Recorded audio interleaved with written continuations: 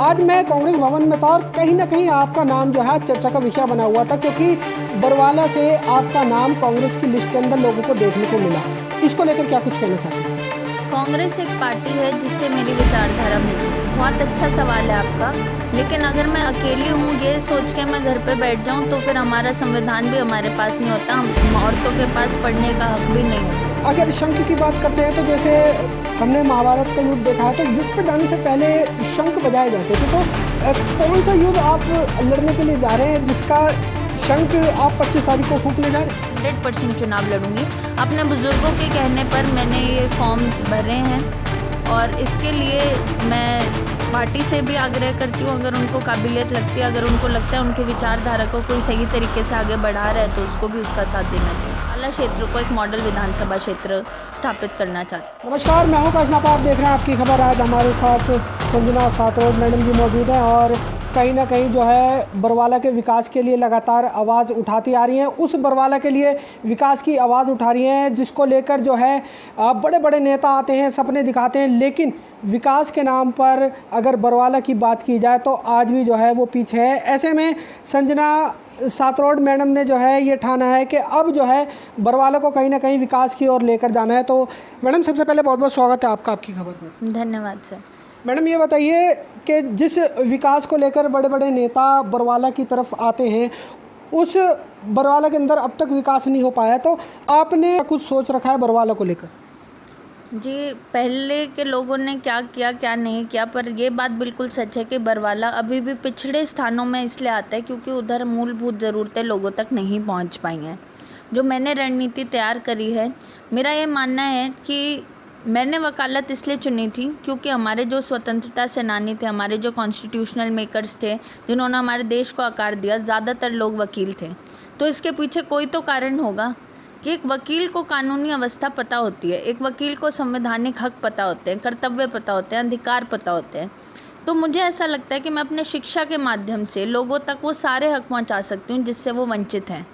इसीलिए मेरा ये मानना है कि मेरे पास वो विज़न है, मेरे पास जनता का इतना प्यार, आश्वासन, आशीर्वाद है कि अगर मुझे ये पद प्राप्ति होती है तो मैं अपने क्षेत्र को, बरवाला क्षेत्र को एक मॉडल विधानसभा क्षेत्र स्थापित करना चाहती हूँ। चलिए मैडम जी, मैंने ये क्वेश्चन आपसे कई बार किया है क्योंकि कई बार आपका इंटरव्यू किया है मैंने, और आपसे मैंने यही क्वेश्चन पूछा है कि अगर किसी को अगर विधायक बनना हो तो बहुत अच्छी बात है। अगर बरवाला क्षेत्र की बात करें तो आपका नाम जो है अभी इस समय बहुत टॉप पर चल रहा है, तो कहीं ना कहीं पार्टी की ज़रूरत होती है, और आपने हर बार जो है इस पार्टी के क्वेश्चन को लेकर यही कहा है कि भाई मुझे पार्टी की ज़रूरत नहीं है, और ऐसा लगता भी है क्योंकि संजना सातरोड आज एक ऐसा नाम बन चुका है कि जिसको पार्टी की ज़रूरत नहीं है, और कहीं ना कहीं पार्टी को आपकी ज़रूरत हो सकती है। आज मैं कांग्रेस भवन में था और कहीं ना कहीं आपका नाम जो है चर्चा का विषय बना हुआ था, क्योंकि बरवाला से आपका नाम कांग्रेस की लिस्ट के अंदर लोगों को देखने को मिला। इसको लेकर क्या कुछ कहना चाहते हैं? कांग्रेस एक पार्टी है जिससे मेरी विचारधारा मिलती है, और मैं इस विचारधारा इसलिए मिलवा सकती हूँ क्योंकि हमारे जितने भी स्वतंत्रता सेनानी रिफॉर्मर्स रहे हैं, जो मेरे प्रेरणा स्रोत रहे हैं, जैसे बाबा साहेब भीमराव अंबेडकर जी, महात्मा गांधी जी, या जो हमारे स्वतंत्रता के टाइम पे जो हमारे लीडर्स रहे हैं, वो सब कांग्रेस के हिस्सेदार थे। तो उनकी जो सभी समाज को साथ लेकर चलने वाली जो स्ट्रैटेजी है, 36 बिरादरी को एक साथ लेकर चलने की स्ट्रैटेजी है या विचारधारा है, मैं उसको सपोर्ट करती हूँ। लेकिन वहीं अगर मुझे टिकट नहीं मिलती है, या अगर उनको मेरी काबिलियत में कोई शक लगता है, या अगर उनके पास और कैंडिडेट्स रहते हैं, तो इसका ये मतलब नहीं है कि मैं चुनाव नहीं लड़ूंगी। मैं 100% चुनाव लड़ूंगी। अपने बुज़ुर्गों के कहने पर मैंने ये फॉर्म्स भरे हैं और इसके लिए मैं पार्टी से भी आग्रह करती हूँ, अगर उनको काबिलियत लगती है, अगर उनको लगता है उनके विचारधारा को कोई सही तरीके से आगे बढ़ा रहा है तो उसको भी उसका साथ देना चाहिए। चलिए मैडम जी, अब मेरे को जो आपकी जो शंखनाथ रैली होने वाली है उसके बारे में आप मेरे को बता दीजिए, क्योंकि अगर शंख की बात करते हैं तो जैसे हमने महाभारत का युद्ध देखा है, तो युद्ध पर जाने से पहले शंख बजाए जाते थे। तो कौन सा युद्ध आप लड़ने के लिए जा रहे हैं जिसका शंख आप 25 तारीख को फूकने जा रहे हैं? तो बाबा साहेब भीमराव अंबेडकर जी ने एक बात कही थी, शिक्षित रहो, संगठित रहो, आगे बढ़ो। शिक्षा एक शस्त्र है, संगठन एक ताकत है, और अगर शस्त्र और ताकत दोनों हो तो कोई भी युद्ध जीता जा सकता है। और हमारा जो युद्ध है वो अपनी लड़ाई है एक अपने हकों के लिए, अपने अधिकारों के लिए, अपनी ज़रूरतों के लिए। तो उस लड़ाई में हम लोग सब लोग शिरकत करने वाले हैं। 25 अगस्त को हम ऐलान करने वाले हैं कि हम लोग इस लड़ाई को मजबूती से लड़ने वाले हैं और जब तक नहीं रुकेंगे तब तक चैन से नहीं बैठेंगे जब तक हमारे जो सारे मुद्दे हैं वो हल नहीं हो जाते। चलिए मैडम जी, आपने मुद्दों की बात करी है तो एक छोटा सा क्वेश्चन ये ले लेता हूँ, क्योंकि अगर भारत देश की बात की जाती है ना तो ये कहा जाता है कि नीचे से लेकर ऊपर तक करप्शन है।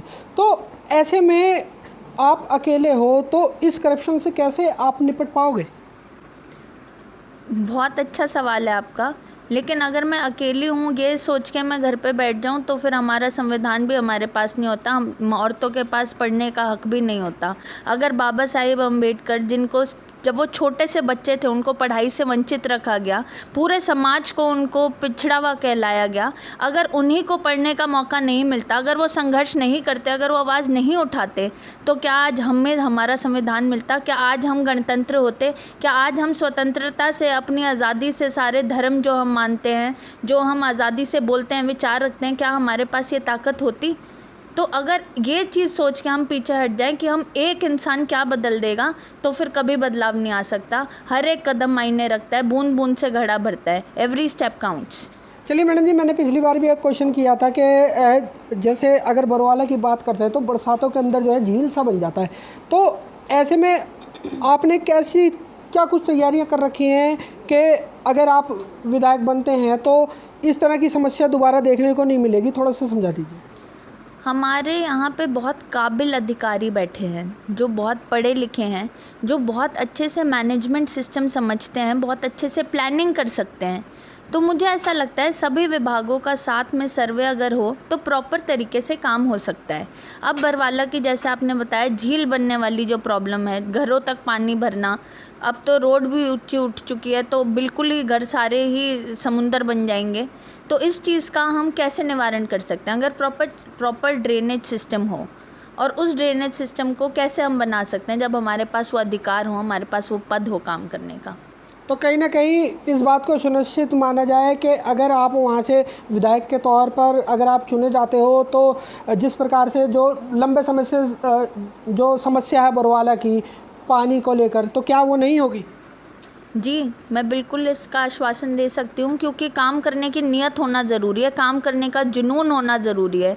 और मेरे अंदर जुनून भी है, नीयत भी, और एक ज़िद भी है कि ऐसा काम करके दिखाना है कि जिन लोगों ने मेरे सर पे आशीर्वाद दिया है वो लोग गर्व से कह सकें कि हाँ, हमने संजना को जिताया है। बहुत बहुत धन्यवाद। धन्यवाद जी। तो दोस्तों, ये थी मैडम संजना सातरोड, जिनका साफ तौर पर ये कहना है कि भाई जज्बा होना चाहिए, जुनून होना चाहिए, जो मैडम के अंदर दिखाई देता है। और मैडम का साफ तौर पर कहना है अगर विधायक के तौर पर बरवाला की जनता अगर इनको चुनती है तो जिस प्रकार से जो समस्या हैं उनका कहीं ना कहीं जो है निवारण किया जाएगा। इन्हीं तस्वीरों के साथ मैं आकाश नापा लेता हूँ इजाज़त। बहुत जल्द मिलूंगा शहर की दूसरी किसी गतिविधि के साथ। जब तक के लिए सभी दर्शकों का आपकी खबर से जुड़ने के लिए बहुत बहुत धन्यवाद।